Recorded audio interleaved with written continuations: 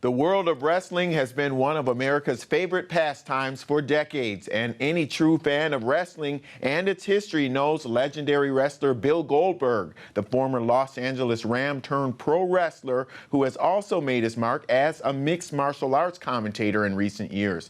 But now, Bill Goldberg is back in the ring after 12 years and armed with a new video game. He's here to discuss his return. Welcome to you, Bill. Good to see you. It's good to be here. You came in here with an ice pack, but you are back, right? Yeah, I'm back with the ice pack and all. You look like you can still fight. I put on a good, I don't know.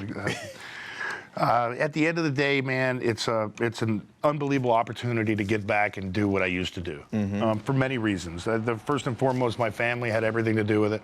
My wife and my son. My wife had no idea who I was when we met. She had no idea that even what professional wrestling was. And obviously, my 10-year-old son wasn't alive yet. So to be a good father, to be a good husband, I wanted them to experience a little bit of what I experienced. And you can only eloquate so many times, in so many ways, the scenario, and it's not the same. They got to feel it. 2K gave me the opportunity to do that. Being involved with the video game, they put me out there again and to the public, and the public kind of clamored for it, and with Brock Lesnar being on the front. Yeah, you have a fight coming up. It's Sunday, okay, the 20th, Sunday. Toronto. That's right up here. Okay, yeah. So what are you doing to prepare for that? What am I not doing to prepare for that? Past 6 weeks, I've trained 2 to 3 times a day, 7 days a week. I've eaten 8 to 10 meals a day. I've gotten in the wrestling ring, and I've done things that I haven't done in a long period of time. The conundrum is that, are you doing enough or are you doing too much? That's something I'm experimenting with right now, and unfortunately, I'm getting hurt along the way, but yeah. Well, you're 50 years old. You don't look it. Tell me if you have any tips for people who are older, who still want to be in top athletic shape. Get off the couch, first and foremost. And secondly, don't, it goes with it, but don't be sedentary. If you have an injury, don't work through it. Don't sit and let atrophy be your best friend, because at the end of the day, the older you get, the more you need to move around, the more you need to get the blood flowing, the more you have to realize that life is not ending, it's just beginning. And you are what you eat. You have to watch your diet. The older you get, your metabolism slows down, but at the end of the day, you can adjust your metabolism a certain way. Well, how do you know when it's too much? I'm trying to figure that out right now. Your body tells you pretty much. I tripped in the ring a little bit my second appearance back, and I don't do that. And it was, I kind of attribute it to overtraining. And maybe it was something like that that had to happen to tell me that I was overtraining. God has a very special way of letting us know what he wants. And it was a sign for me. And I backed off a little bit, and, Okay. Tell me about this video game, WWE 2K17. Does that boost your relevance with the younger fans like your son who may not have known you along the way? How could it not? I mean, it puts me front and center. At the end of the day, by me being part of the video game, my son's able to walk into a video game store and see a stand-up of maybe his father. What does he think of that? You're going to have to ask him, but I think he thinks it's pretty cool. You can only revert back to YouTube and the internet so many times. It's nice in the present day to have him experience it. Do people realize how physical this sport is and the risk to injury? Absolutely not. It's crazy. I would like to say it is a cross between a rock and roll performer and a professional football player. And every time you put on a concert, you got to beat people up. You got to try to block for somebody. You got to tackle for somebody. It's physicality on the road 200 days a year, possibly more.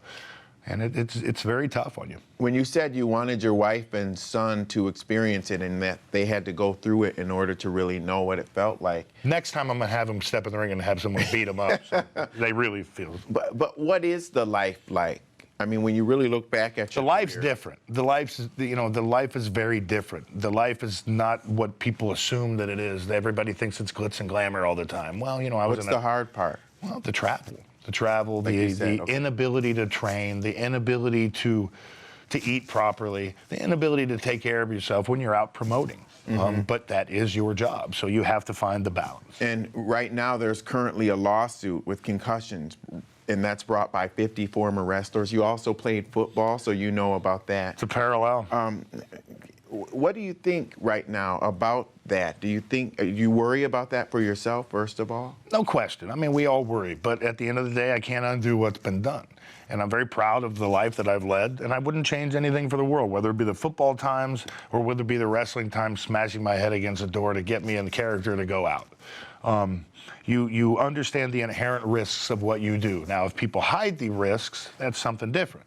But if, you should be aware of the risks before you go into something. Would you let your son do it? Absolutely. With the proper scenario, the proper setting, no question. It's got to be proper coaching, obviously proper equipment. And he has to have the skill and the knowledge, most importantly. At the end of the day, I tell my son, whatever it's applicable to, it's not whether you win or lose, it's whether you give 100%.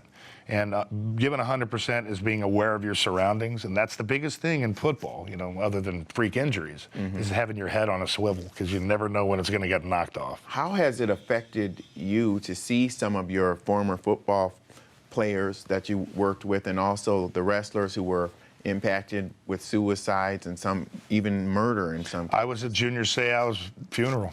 Junior was a very good friend of mine, and it hit home very, very quickly then. And we've seen guys fall by the wayside ever since. Junior passed years and years ago.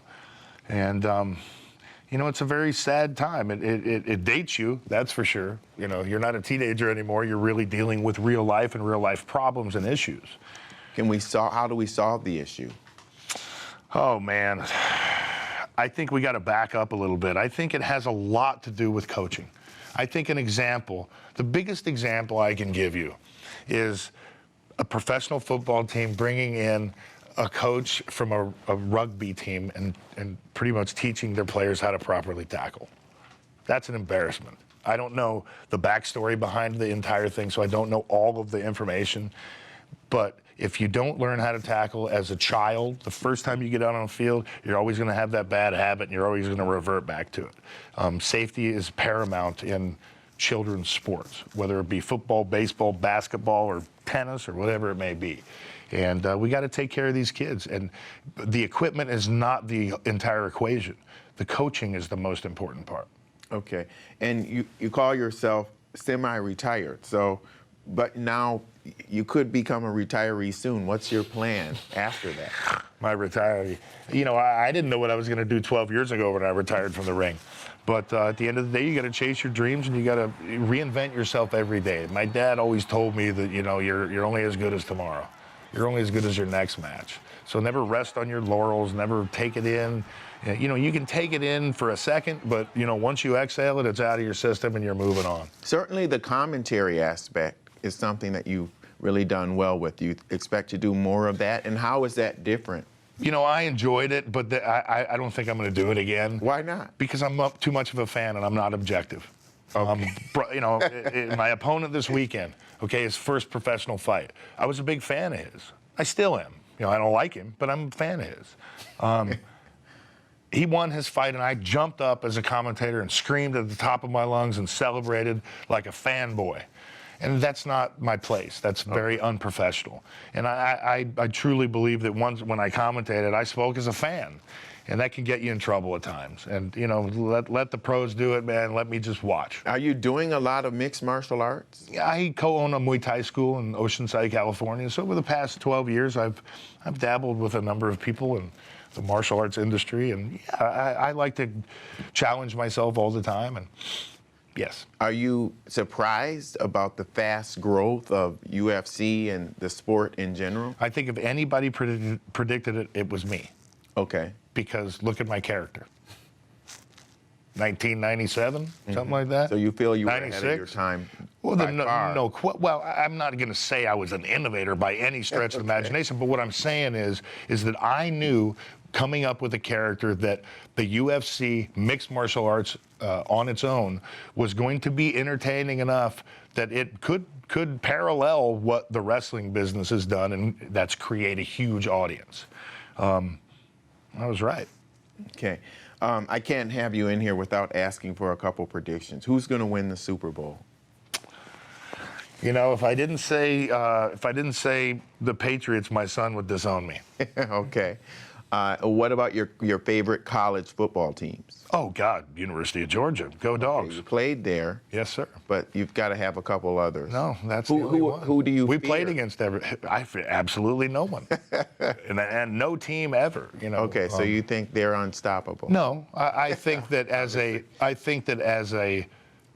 their mentality, they should think that they are. There is no unstoppable team.